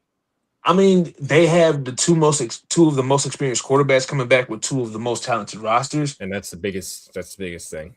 But when you look at a squad, I don't think anybody should, kind of skip over Indiana, right? I agree. As well as they did last year. There's still a lot of talent there. There's a great coach. I'm sure they recruited well to fill the gaps they had. They had a ton of money. I don't think they missed transfers. They had a lot of very good transfers. The big question is the transfer quarterbacks. Like Hoover going to IU. Dude was at TCU. Dude is a gunslinger. At TCU, he was a gunslinger. Dude had over 7 interceptions his last 2 years at TCU. Compared to Mendoza's most interceptions he had was 6, and that was at Cal. So compared to Hoover, to Mendoza, 2 totally different type of quarterbacks. Now, how IU calls the game is going to really dictate. Can they call the game the same way they did for Mendoza with Hoover? I don't see them trying to. They have a good ability to run the ball. As long as you can run the ball and play action pass and then your drop back game isn't as bad, then you're going to be able to compete. It's just how well will he mesh with those receivers? How well will he mesh with the play calling? How will he handle his reads? And that's going to be the same for Miami with their quarterback. Like, those two teams are the big questions because of their quarterbacks. Miami paid big bucks for their quarterback. The dude we know could ball out because he balled out at Duke. But now how is he going to handle playing in Miami? Because they could call the game for him like they did for the last quarterback. Or they might have to call a little bit differently. Are they willing to? How is he going to fit into their base plays? Like, all these things we have to take into account with that. Yeah, these guys were good at their last school. Won't always necessarily translate to them at these new schools. We've seen guys leave good situations and go to what they thought would be better, and it was terrible. I do feel like the ACC is a little more clear, right? Other than, the dark horses, right? Which I think would be Cal and Virginia. You've got Clemson, who recruits well, has a good program, could be a factor, probably won't be in the end, but you never know. But Miami does seem to have their spot, well Oh, yeah. entrenched. They seem to be pretty safe at the top of that conference. Miami, can they run the table through the regular season? I don't They see. need to. They need to. They need to. I don't see why not. I You mean, look I at the don't really see. schedule; They it's have so favorable. they've never won the ACC. The only games Really? that will be a problem at Clemson, Death Valley is a very hard place to play. Doesn't matter how good Clemson is, that is not an easy place to play. That's also kind of like a gut check game for Dabo Swinney, in my opinion. Like if that's like they need to win that game to prove that Dabo can still succeed in today's college football. And then of course they play at Notre Dame on November 7th. That is so brutal that they're playing that late into the season with how things can turn out. Again, of course, with the ACC being as weak as we think it could be, it's certainly worse than the SEC and the Big Ten. Big 12, I'm not really crazy about. I'm not really big on a lot of Big 12 teams, so I think that's kind of up in the air. Big 12 is probably better than the ACC, but for that game to be November 7th is pretty considerable. That's huge. If Miami picks up a loss there, if that's a one-loss situation, they still make the playoff. For sure. The seeding will be the big thing. The crazier part for me is SMU has played in more conference championship games than Miami has, and it's pretty embarrassing. And SMU is the one team that y'all haven't mentioned in the ACC, and their quarterback's back, and their head coach has been there, and that team is quietly loading up. I mean, I gotta check my schedule. I'll see them once this year, and I'll get a look at how they're doing again. I definitely underrate SMU regularly. I admit it. They find a way. The last 2 years, they first of all they joined it. SMU and Oregon in the same year joined a new conference and both made the playoffs. SMU has made it to the ACC championship at least once in the last couple of years. Their coach is one of the most underrated coaches because this dude is a Chip Kelly, Lincoln Riley-esque offensive-minded dude, but he understands the aspect of having both sides of the ball be elite in the trenches. And he's recruiting Dallas. He's getting kids from around here in high school. The quarterback is from South Oak Cliff. One of the schools, SMU, under June Jones, they did not recruit as much. Hell, they didn't recruit south of 30. This man is embracing the DFW, and he's getting kids that went elsewhere and came back. And he's turning heads. And SMU is not going to go anywhere. And that quarterback, I believe, if this is the year that they all put together, he could put it together and be a dark horse for the Heisman. Interesting, and so that would entail SMU being a dark horse for the ACC itself. I mean, I wouldn't say a dark horse because they competed for the ACC championship in the last 2 years, and they just joined the conference, and they made the playoffs. I can't call them a dark horse. They're just a team that people just are sleeping on because the only time they mention SMU is because the current quarterback is finna get a building named after him before Eric Dickerson. And then you have the fact that it's SMU and they paid the money to join the ACC. Yeah, but they made the playoffs and they've actually competed for the conference championship before the favorite Clemson or the favorite Miami was even close to competing for it in the last couple of years. They beat Miami in Dallas last year. One of the losses Miami had on their way to the national championship came from SMU. And SMU went toe-to-toe with Miami. And they will continue to go. And they will go toe-to-toe with Miami. They're going to go toe-to-toe with Clemson because Lashley is coached at Miami before he came back to Dallas.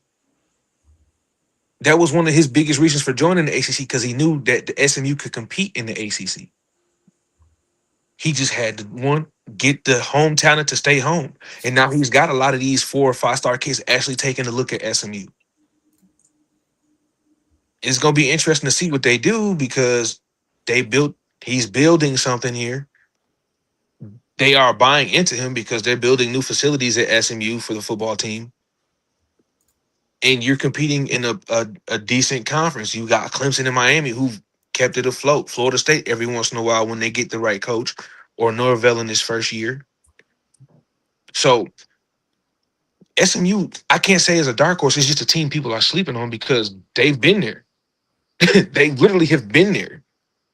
In the first 2 years of the ACC, they've been right there in the thick of things, and they've made noise. And people are just like, "Huh, it's SMU." It's not the SMU of old. Far from it. Far from it. Honestly, I don't even know why and how the Big 12 let SMU get to the ACC. If you That would I have kept, agree with for sure. if you would have kept SMU in the Big 12, you talking about the SMU TCU rivalry every year, and you could potentially have that as a night game either in Dallas or Fort Worth because both stadiums are nice. Hell, you just renovated Gerald Ford Stadium here in Dallas for SMU. TCU Stadium is not bad. I've been in there. You got that potentially to be in prime time, and then you could have both teams be ranked. That would do wonders for the Big 12, not just having to bank off of Utah and BYU Holy War. Baylor's trying to get back right. I think that's a team that's going to be a sleeper if Legway can put it together as Baylor. So we got the SMU factor.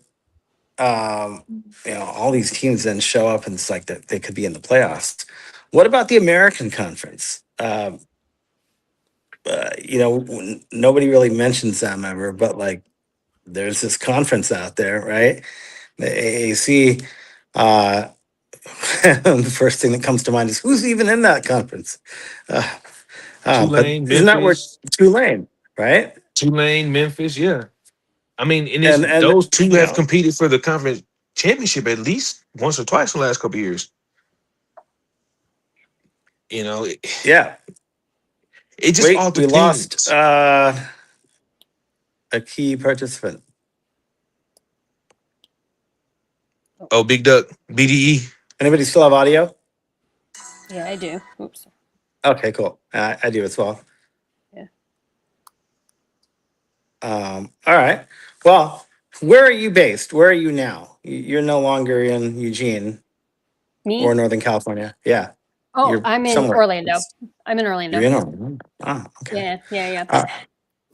Well, I make trips out to Orlando every once in a while. Next time I come out that way, we'll have to plan and meet up as well. So now I'll have to do that in Dallas, and then we'll have to link up in Orlando. Yeah.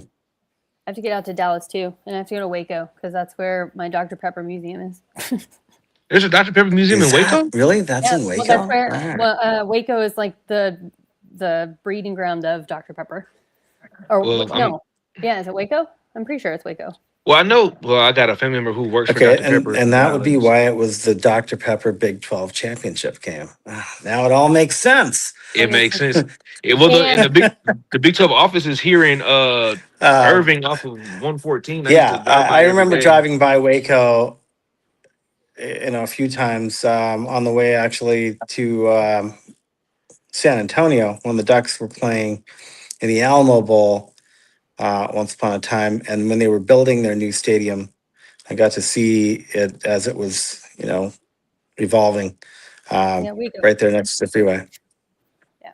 I am also, my great times 7 something grandfather is John Denton, who Denton, Texas and Denton County is named after. So I don't know how I've not really ever been to Texas aside from like the Dallas airport, and like I've been to El Paso like twice, in Houston once. So I need to like go to Texas. You definitely need to make a Texas pilgrimage there. Yeah. Given it's a big place, there's a lot to see. It's definitely more than one trip. Yeah, it's pretty large.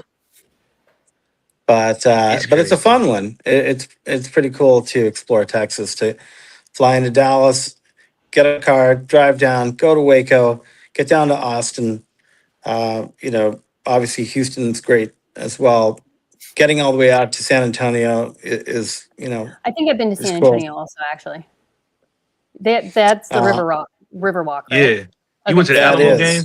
Yeah, so I've my ex-husband, his 2 previous employers, he's in construction, so he had to go to San Antonio for something, so I went with him. Gotcha. Yeah. They have in now in San Antonio. And Texas has Taco Casa, which I need to get back to. people love because Taco it's Casa. way better than Taco Bell. I love Taco Casa. It's for me. It's good. It's just, and I don't know it's why a little high I priced. can't hear Stro at this point. The audio on Stro is not Is my present for mic? me. I can Perhaps. hear you. Okay. Yeah. Now Taco Casa is hit, man. But they a little. But yeah. Like Taco Time. I like Taco Time too. Taco Time's great. The crispy bean burrito is a fantastic, iconic item. Taco Casa is delicious. If you haven't had it, when you do go to Texas, you got to check it out. Taco Cabana is also really good. That's another Texas institution. Got to go there. Whataburger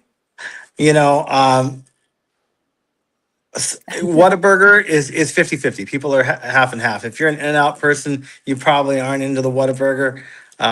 They do have a Dr. Pepper shake, but now I will say, if you go to In-N-Out, In-N-Out gets you In-N-Out quick. Whataburger is more so guys, they make it fresh. It's been great connecting with you all and being on with you. Stro, it's great to actually, be here live with you. Finally, we got to do this in a parking lot somewhere. We got to do this in the stadium. Yeah, definitely. We got to do this in a bar before and after. So I'm down. We're gonna make it happen. This is the year. I need to make a trip to Orlando. I definitely need to come out and shoot a couple of Orlando City and Orlando Pride matches. I am a soccer fan as well, so there you go.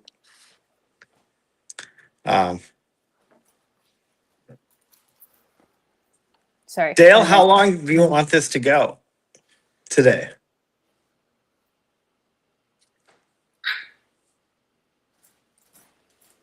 Do we not have his audio? I can't hear him. Yeah, I'm sitting on and even he dropped off.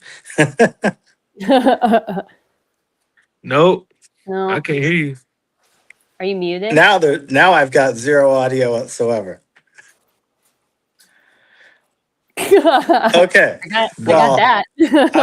Maybe this is my call to exit then, because I've lost all audio. I can't hear any of you, but I love you all. You guys are great. I'm coming to Orlando. It's going to happen. I'm coming to Dallas. It's going to happen. We're all over the country. We're going to crisscross it. We're going to fly as many miles this year as the Ducks are going to fly as they go back to back to back in Big Ten play. So, go Ducks to everybody, and have a great rest of the day and a great weekend. Well, thank you, everybody. I appreciate you coming out. It was fun to do. We'll try it again, and maybe we can get 20 people and make it really great. Perfect. Down to 1. All right. I'll see you later. Have a great weekend. You too. Bye. Bye.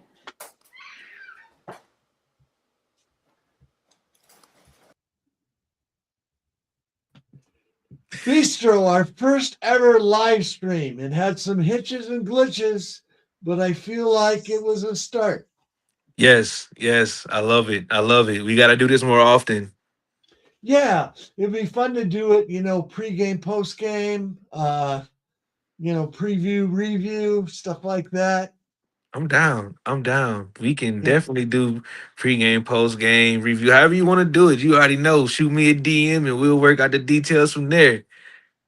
Well, I appreciate you. I hope you have a fantastic weekend. And I can consider it a success today because we started from nothing and we're building a little energy. Oh yeah, definitely. You got to get the train on the tracks and let it build up momentum. And this is how you start. We 2 weeks out from the beginning of the Oregon Ducks 2026 season. A lot of high expectations, as it should be. The coaches have recruited and they've built the roster, and the guys have bought in. The fans are bought in. Phil Knight's bought in. The school's bought in. Eugene's bought in. So let's all systems go. Let's get this natty, right? I like what you said about get the train on the track, because I think the Ducks are doing everything right to Yeah. do that. I love what I saw in the under construction video, the leadership retreat, the coaches retreat, the way Dan Manning addressed the team on the first days of practice, the leadership that's developing in the organization, all the players up and down, Yeah. you know, That that that's what Lanning, as I was stating earlier, he's been around championship programs at Bama, at Georgia. He's seen, the player-led teams. Those are the players that's holding each other accountable, because I got to be able to depend on you to do your job just like you depend on me to do my job, so we can compete and win this national championship. And if everybody's on the same page and going in the right direction, who's going to stop you? when you combine the talent they have with the mindset they have and the way they apply their core principles each and every day, that is powerful. Yeah. That, as people say, when the fist is closed, it's better united, and you can do a lot of damage with this, more damage than you can do with this. So when everybody's like this and you gotta line up and you gotta hit somebody else in the mouth, it's time to do it, and we gonna keep going, and we not gonna cave, we not gonna fold, as people say. And that's the mentality the team and the coaching staff is taking into this year, especially after the way the last 2 years have ended for Oregon. You've got to get back up. People say you fall down 7 times, you get up 6. You fall down 8 times, or you gotta still get back up. No matter how many times you get down, that you still gotta get back up one more time. And that's the way they're looking at it, is you gotta get back up one more time, and you can't, allow yourself to let this last time be the last time you get knocked down, because we can't quit. We gotta keep going. We got something that we have to accomplish. Stroh, I don't want to see them mess around this year. In the Boise State game, in the Oklahoma State game, I want to see them unleash their standard and play with focus, play with determination, play with heart, and knock some people down. That the domination, when you see teams, especially those dynasty teams like the USCs and the Bamas and the Clemsons, when you come out the gate, you don't leave any doubt in the first 2 quarters. It's we're hitting you in the mouth. We're defense, offense, special teams, all 3 phases. We're making impact, and that's what we need to start seeing here at Oregon, is because every position we've recruited with the best in the nation. We're developing with the best in the nation. And now we have to go out here and show that we can be one of the best in the nation on a day in and day out basis, every play, every snap, every down, every Saturday. Because you're going to get every team's best, because you've been bragged about by every analyst from the East Coast to the West Coast. You done went to Japan and came back. Your quarterback is on billboards in Japan. The Duck is chilling with Godzilla. Now you need to step on the field and you need to hit them in the mouth and make them quit. We want submission. I don't need no 28-14 halftime. I need 35 zip halftime. I need 42 zip third quarters. I need this to be, we've done what we needed to do. We can take Dante out. He got his stats. We can put Achilles. We can put Dylan. We can put Brock, we can put whoever back there, we can put in our young guys and get those guys those reps, because that's how you build that dynasty. You dominate, and then you allow those guys behind the ones and twos to come in and get their reps, to have that game experience. So next year, they already know what to do. Dominate and show out, and no playing with your food in the third and fourth quarter. Exactly. Those guys on the bench have the talent to be focused and be great and compete for starting reps. Should not. There shouldn't be this year a letdown, a lull, a loss of momentum when the number 2s and the number 3s come into the ball game.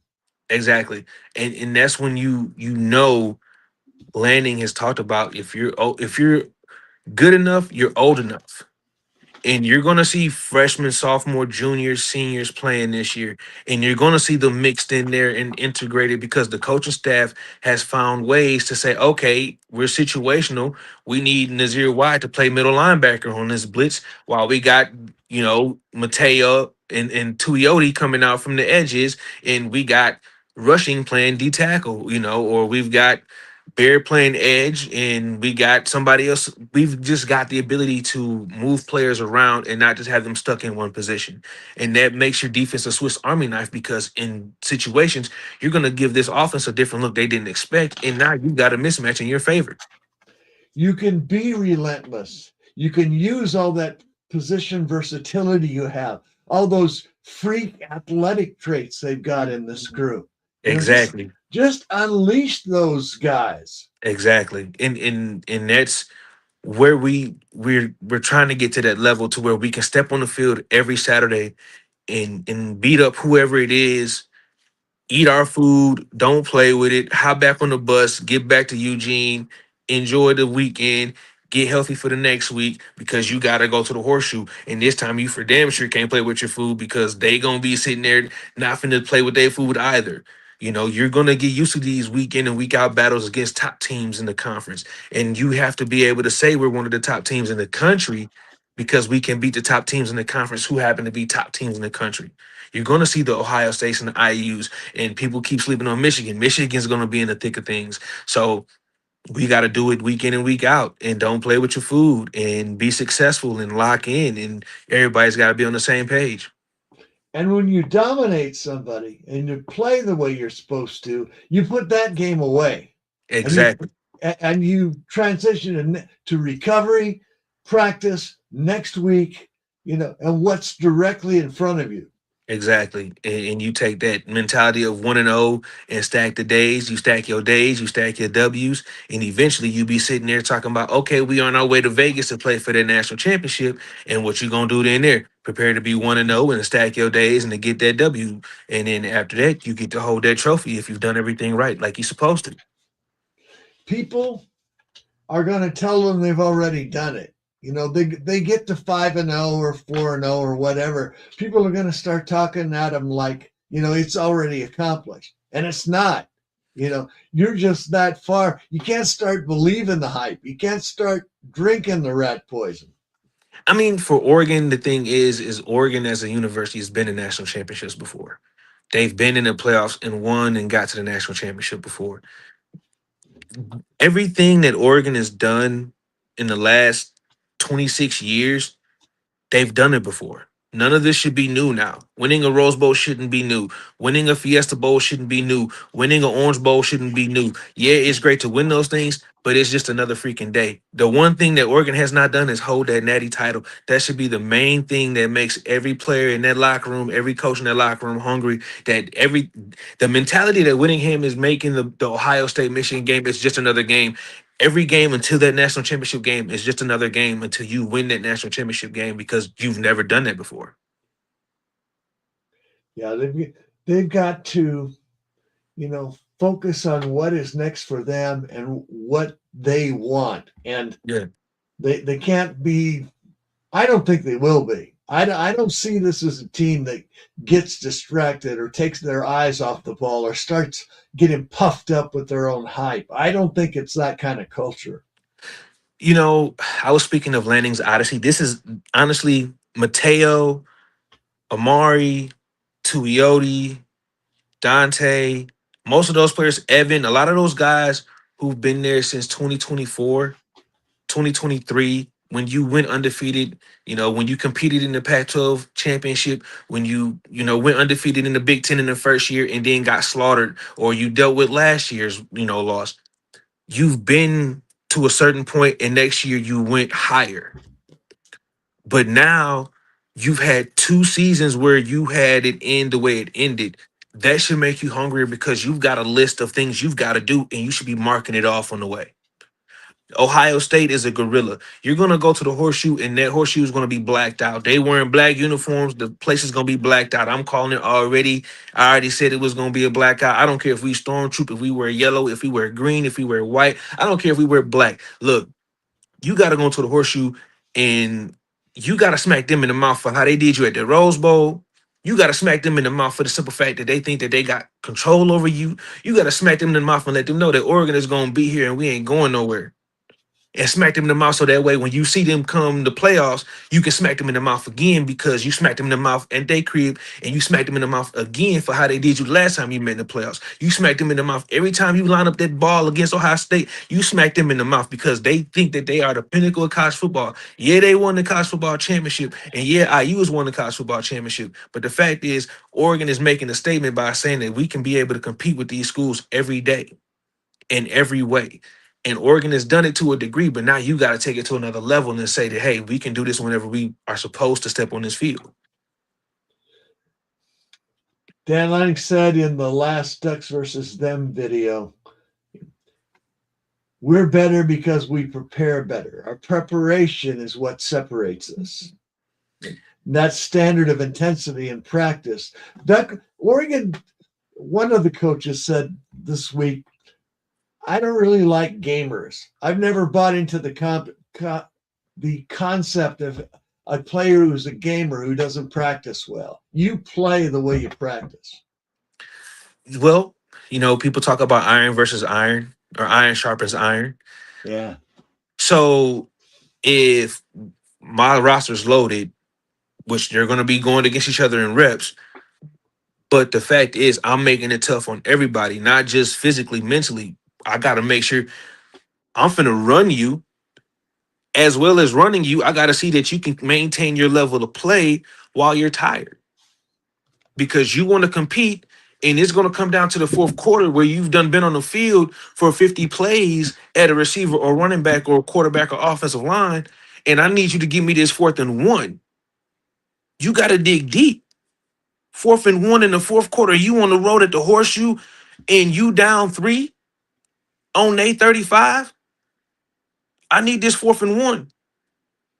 What I need you to execute. I need to make sure that my center is making sure the whole offensive line, Poncho, get everybody on the same page, find out where the mic is, which way we going with the protection. If we running the ball, which way we going, who got the mic, who double teaming, who got the backside. Is it a read? Is it a straight keep? Like, you got to make sure those guys are on the same page. Just like the quarterback got to be on the same page with the running back to know if he blocking, if he keeping, if he giving, if the receivers are blocking, who going in motion, snap count, all of these things with the reads. You got to make sure all these things are going on at the same time. So you thinking about all this stuff at the same time, you over here breathing hard. It's 4th and 1. It's fourth quarter. It's 4 minutes. You on 35. It's a lot of things going on. So your emotions, that adrenaline kicking in, all those things. So people talk about high pressure situation. It's a high pressure situation. And all of this is going on up here. While you feeling your heartbeat 100 and something beats per second, while you trying to catch your breath, while the horseshoe is rocking, while these dudes in front of you lining up, and it's cold outside and somebody breath stink and you waiting to hear the snap count and you don't want to false start. So yes. So if practice is harder than that, what makes you think, okay, it's 4th and 1. We on the 35. We finna get the ball to Jordan Davis, and we know it's a first down because we finna push everybody out the way. It's the confidence and the understanding, okay, I know what the situation is, and I have confidence in myself that I'm not tired, and we going to execute this play with no problem. Communicate. Execute. And Dan Lanning prepares them for those specific situations. They've done it. They've rehearsed that 4th and 1 in their mind, on the practice field, in the film room, and they talked about it and prepared themselves in August, in July, and May.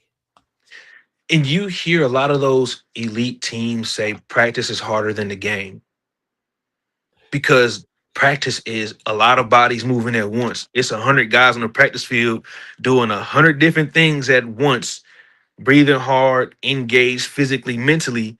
In the game, it's 11 players on the field, and it's another 90-something on the sideline cheering and communicating with them. But them 11 on the field got to make sure they got their eyes on the other 11 across the line of scrimmage. And it's a lot of going on outside of that.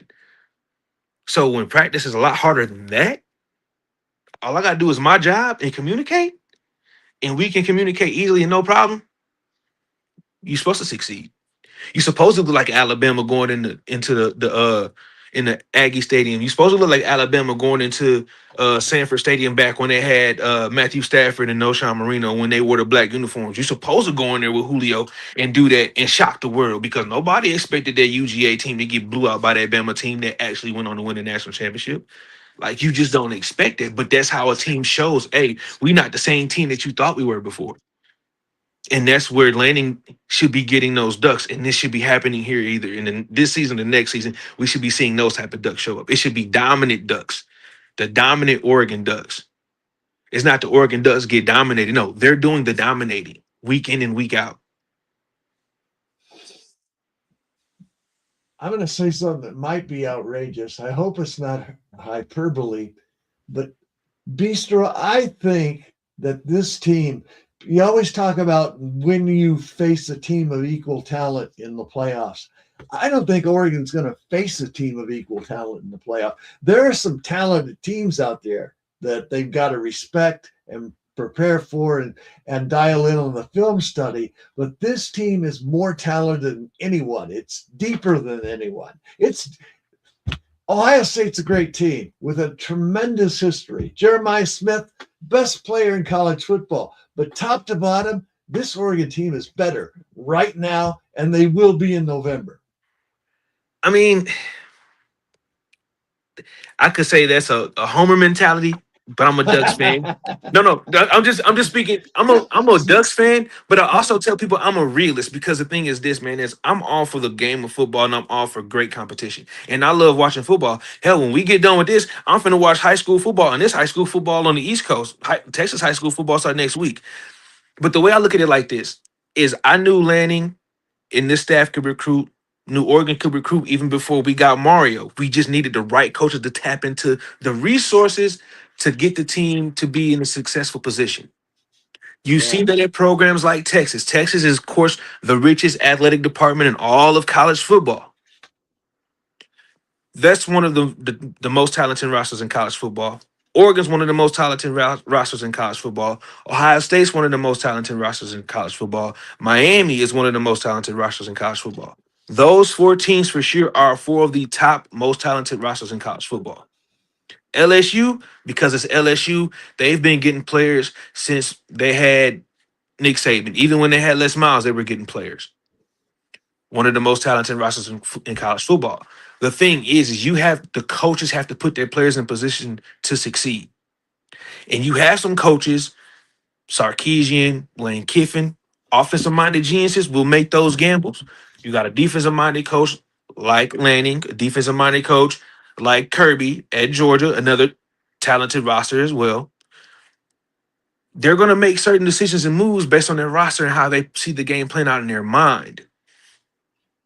Might put their team in a great position, might have that freaking bubble screen against Ohio State from Miami that went the other way for 80-yard touchdown. You know, the players in those situations, the awareness, we don't know. I will say Oregon is one of the most talented rosters in college football. Yes. They have a shot to do the unthinkable. Yes. I can't literally say that they are the most talented team in all of college football. I honestly can't say that for any roster right now because it's so widespread. And again, the coaches got to put them in position to make plays because we can sit here and say Texas is the best roster in college football, and Sarkisian come out here and got Arch Manning playing like Sam Ehlinger, running the ball 20 times instead of throwing it 20 times, and they can't move it. You know, we can't blame. Who do we blame? Because the coach is calling the plays. Arch is running what the coach is calling. But we know that they're talented enough to do more than what they're showing us. So do I believe in Lanning and the staff? Yes.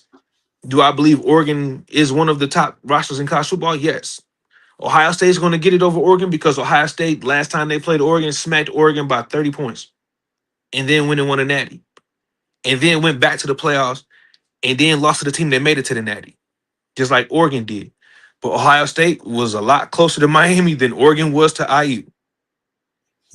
Oregon, the last two times Oregon's played in the playoffs, we took it on the chin and we were out cold by halftime. We didn't even get a standing 8 count. Ooh. So we've got more to prove even if we are the New York Yankees, we the New York Yankees without a title. We got to prove something before we can even say we deserve this type of respect. We've got the roster to demand the respect. We've got the coach to demand the respect, but we don't have any natties to garner that type of respect that you give Ohio State, that you would give. Hell, you even give IU. IU in 2 years literally jumped everything Oregon's done in the last 20-some years. In 2 years, IU has literally jumped Oregon historically. Yeah.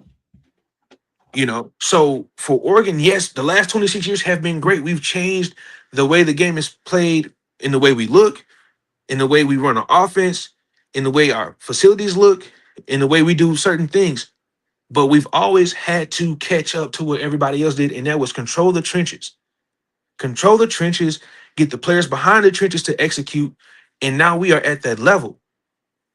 But now we've got to get over that gorilla of, okay, once we get into a must-win situation, we get knocked out. We got to stop getting knocked out and do the knocking out. And that's where Oregon is for me. Like, I loved going 14-0. Hell, I was at the Maryland game.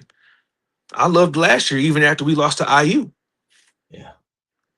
But when it comes time to do or die, we've been dying horrible deaths. We looking like Joffrey at his wedding. Like we blue in the face. Like people say we choking. We choking. We choking. Yeah. So we got to get to a point where we're not even close to that. We got to be looking like Jon Snow after he got stabbed by the Night's Watch. We got to come back from the dead and say, you know what? This ain't the end all be all. I'm taking over.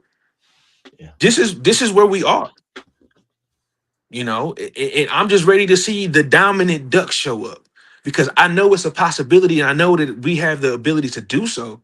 It's just now line the ball up, mark the ball, spot the ball, blow the whistle, and punch him in the mouth. Everybody. Boise, OK State, Portland State, USC, Northwestern, Ohio State, Michigan State, of course, Illinois. Washington, Illinois. Illinois is a weird team, man, because it's Brent Bielema. Yeah. And people have to realize Brent Bielema is a conflict of a couple of things. He's a conflict of the old Wisconsin Barry Alvarez running back, legendary stable of backs since Ron Dane. They can run on you all day long. Passing game ain't always been there. They might throw for 225 yards with a touchdown or two with about 2 interceptions. That's the weird thing about Bielema's team. Even when he went to Arkansas, I knew it wasn't a good fit because he was playing in the Bama's hands. When you try to bring in that out formation, you play in the Bama's hands because it's a 3-4 defense and they singing it to everybody. And they got 5-star linebackers and D linemen that's gonna eat up your offensive linemen and stop the run. You know, Bielema bringing his style back to the Big Ten, it suits it more because you got to be physical. You got to be physical at the line of scrimmage. If you can be physical at the line of scrimmage in the Big Ten, you have a shot. As far as skill guys, Illinois doesn't have all of the best skill guys in the world, but they were put in a position to be successful in certain games. When they played the Ducks a couple years ago, not so much. Will it look different this year? Of course. Illinois is trying to make some noise, and they done built the biggest scoreboard in college football. They had to jump over us after they saw ours, you know. So there's a little bit of that competition going on. So everybody's going to give Oregon their best shot. But Oregon's got to say, okay, we know we're going to get your best shot, but your best shot shouldn't even leave a mark on us. There's one place where Dan has to become a better coach, and I love him as a coach. I think he's amazing. Mm-hmm. But Oregon is 41-0 when they under Dan Lanning when they lead at the end of the first quarter. Mm-hmm. There's something like 5 or 7 when the plan's not working. Yeah. When they got to scrap the plan and do something different, they don't do as well. They don't recover as well. They don't adjust to the next thing. And I think that's a mixture of things. You know, your game plan, your play calling, your thought process in the moment, and your coaches and their adjustments as well. You know, Lanning has the last and final say so, I'm sure, on both sides of the ball. At the same time, you might have to let go and let your coordinator say, you know what, coach, we might need to do this instead of what you're trying to do. Instead of Stein calling this screenplay, or instead of Stein putting in, a 4-string running back in the Wildcat, hey, you might not want to do that. And let's try something else. Let's try a bootleg pass. Let's try something else in the situation. Let's go this way. Let's make this left hand turn instead of making this right, because we've made 3 rights already. And so, yeah, he's going into his 5th year. Adjustments in the moment when you getting smacked upside the head, you've got to make those adjustments. You have to grow in that area. And again, he is young, but at the same time, he's been a head coach going into his 5th year now. And adjustment should be one of those things that should be a forefront for him, because you have to adjust in the game. Especially when you're facing a team as talented as you, it's not going to always go your way for the entire game. And you got to be able to say, okay, that didn't work. We thought it would. What's our adjustment? Okay, so if that's not working, why don't we hit them with the counter to this? Or why don't we use that to set this up, so that way when we do this, it might work, because the counter, or the counter to the counter to the counter, in the case of Chip Kelly, to the counter to the counter to the counter to the counter, the Statue of Liberty play to Jonathan Stewart with the fake and Dennis Dixon keep. Both of them actually went for a touchdown, but the one did, So that is, I agree with you. He does have to get better in that. He does have to get better with his adjustments, and his staff has to get better with adjustments as well. It's not just the landing thing; it's the position coaches as well.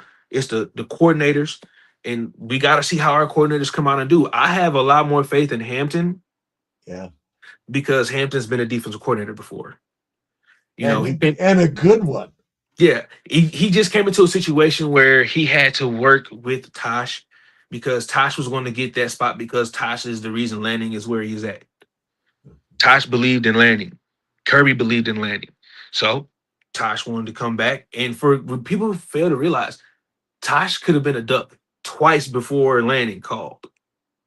And both times he got called, he declined. But he got a call from Lanning one time, and that man was a Duck. So Dan Lanning is a great recruiter of coaches, a great identifier of coaching talent. He's already got 3 head coaches on his tree. Yeah. I mean, Dillingham, we knew Dillingham was good even when he was at Florida State. Tosh, people have known Tosh since his days at Bama. Stein, that one, I mean, he pulled him out of a Texas high school. Well, he came from Texas.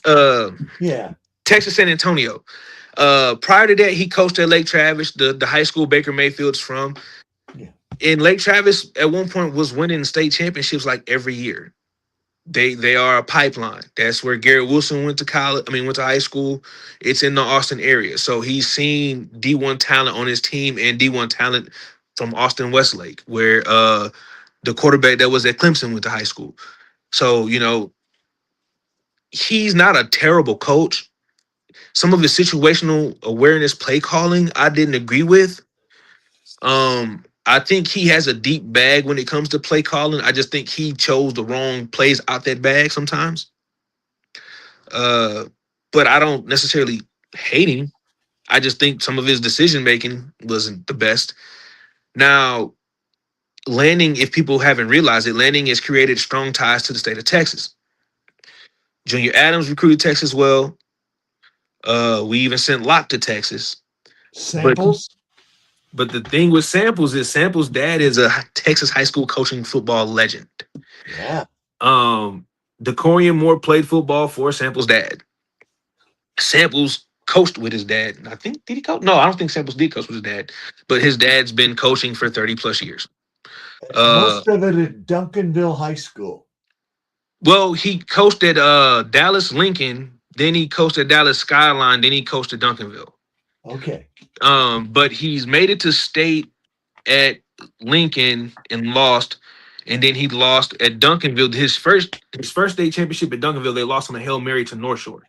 Like, end of the game, Hail Mary. Like, I'm in my friend's living room. We are all shocked, live TV. Like, this did not just happen. Yes. And Zach Evans was on that team. That's another name Zach Evans was on that North Shore team. And it was crazy. Then that Next year they lost to North Shore, and then they won back-to-back against North Shore. DeCorian was a junior and a senior when they won those back-to-back, and then last year Duncanville lost to North Shore. But yeah, Sample's dad is a Texas high school coaching legend.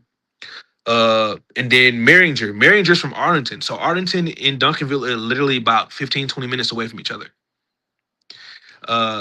And Arlington has quite a few high schools. That's where Miles Garrett is from Arlington, Texas. Grew up literally 20 minutes, not even 20 minutes from AT&T Stadium. So we have the ties to Dallas-Fort Worth. And when I tell you there are so many high schools around here with so many kids with D1 talent, and if you tap into the right schools, Pipelines, DeSoto, Cedar Hill, Sock, Duncanville, North Crowley, South Lake, Euless Trinity, Highland Park, where Stafford's from, that's just basically the south side of Dallas-Fort Worth. You haven't even hit the north side. Up here, Allen, where Kyler Murray is from, Princeton, Anna, Frisco. With the freaking Frisco, Texas has somewhere between 12 to 15 high schools. Jesus. Yeah. And right now, if you looked up Frisco Rock Hill, that school looks like a freaking college campus. Frisco Emerson, freaking college campus. And his college stadium. Yeah. Frisco plays some of their games at the Star where the Cowboys practice at. Wow. Yeah. And then they play other games at the Major League Soccer Stadium. So, when you tap into these schools and you get those coaches that can get you into those doors, like Miami with Mario, when we start going to Florida, you're going to be able to get a DeCorian. You're going to be able to come out of here and get you, a couple elite guys.